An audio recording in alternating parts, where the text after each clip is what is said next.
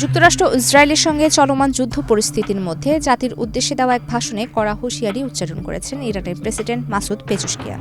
তিনি স্পষ্ট করে জানিয়েছেন, জনগণের স্বতঃস্ফূর্ত অংশগ্রহণের মাধ্যমে ইরান তার ভূখণ্ডের 1 ইঞ্চি জমিও শত্রুকে দখল করতে দেবে না।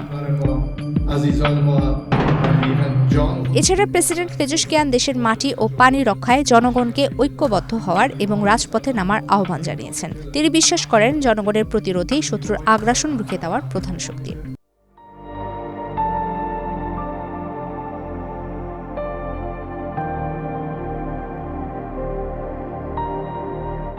তিনি জানান, অন্য কোনো দেশের ভূখণ্ড ব্যবহার করে ইরানের উপর হামলা চালানো হলে তেহরান তার কঠোর জবাব দিতে বাধ্য হচ্ছে।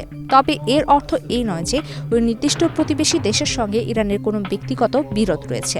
যারা সরাসরি আক্রমণ করবে তাদের বিরুদ্ধে ইরান অত্যন্ত শক্ত অবস্থান নেবে। ইরান তার প্রতিবেশী ভ্রাতৃপ্রতিম দেশগুলোর সঙ্গে সুসম্পর্ক বজায় রাখতে চায়। পেজেশকিয়ান সতর্ক করে বলেন, শত্রু দেশগুলো ওই অঞ্চলের দেশগুলোর মধ্যে বিভেদ তৈরির অপচেষ্টা চালাচ্ছে। প্রেসিডেন্ট পেজেশকিয়ান জাতীয় ঐক্যের ওপর জোর দিয়ে বলেন, যে কোনো মূল্যে দেশের অখণ্ডতা রক্ষা করা হবে। শত্রুপক্ষ ইরানকে দুর্বল ভাবলে তা হবে তাদের বড় ভুল। প্রবৃতি কিবরে ইসলাম, বাংলাদেশ প্রতিদিন। عزیزان ما در حقیقت جان خودشون رو از دست دادن به خاطر تجاوز وحشیانه‌ای که داشت و نیروهای مسلح ما قهرمانانی که جان بر کفن و زندگیشون کف دستشون گذاشتن که از تمامیت ارضی